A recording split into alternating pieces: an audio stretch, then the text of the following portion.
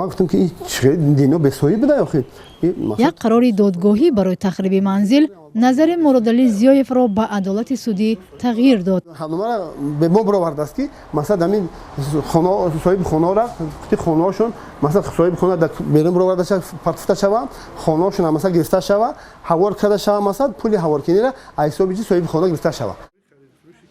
این ساکن 58 ساله نزدیک به 30 سال با اعضای خانواده‌اش در مرکزی پایتخت زندگی می‌کند. تشویش‌های او برای از دست دادن منزل زیستش 5 سال قبل شروع شد. وقتی که همین زیربنا چند کتلوانش وقتی کندن مثلا انا به اندازه کندن که همین مقصد دیوال ما کوشش تقریبا ساعت 3 شب بود که همین دیوال ما وقتی مثلا قسم هممون در همون دیگه کتلوان رفت. بعد ما وقتی که اوچا فهمیدیم اومدیم کرد بر روزانه کشید اومدیم ما دعوا کردیم که شما چرا دیوال ما را مثلا چپا کردید همون وقتی چه حق داری شما؟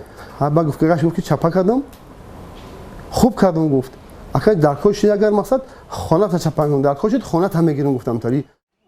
بعد آنکه در مسئله نرخ میان صاحب خانه و شرکت ساختمانی توافق نشد بحث به دادگاه رفت و سودیه دعوای صاحبکار قانع کرد.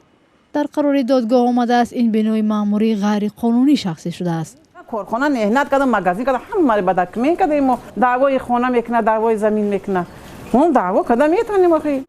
صاحبان ساختمان در یک صحبت تلفنی گفتند تخریب منزل بر اساس قرار شهرداری دوشنبه صورت گرفت و آنها آمادند حدود 120,000 دلار به صاحبخانه همچون جبران پرداخت نمایند. مرکز ما اصلا ما خانه فروش نیستیم. نرخی که مرادعلی زیایف قبول ندارد. نه مرادعی نیستیم البته آخه ما حتی خانه فروش نیستیم. میدی مثلا ما اعلان نکنیم خانه فروش کنیم که ما خانه مثلا خانه ما را خریداری کنیم.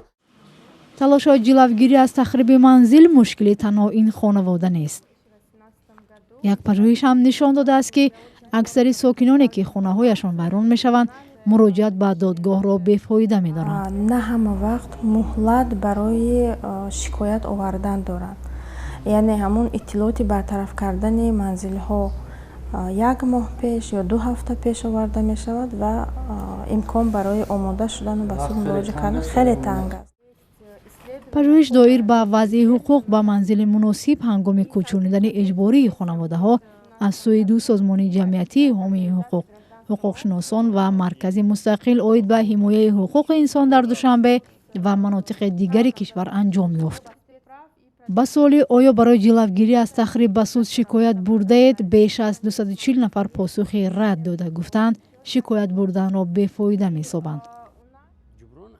حقوقشناسان میگویند ساکنان هنگام تخریب منزل زیستشان بیشتر از جبران نگرانند. یعنی که نرخ‌های بازرگانی حساب مردم دیگه خیلی نرخ‌های بازرگانی حسابی که نرخ‌گذار میکنه بحث طلب میباشن یعنی که کافی نیستن. حالا مرادعلی زیایف همراه با عائله 22 نفرش در حالت ترس و هراس قرار دارد. میگوید در کوچه میماند.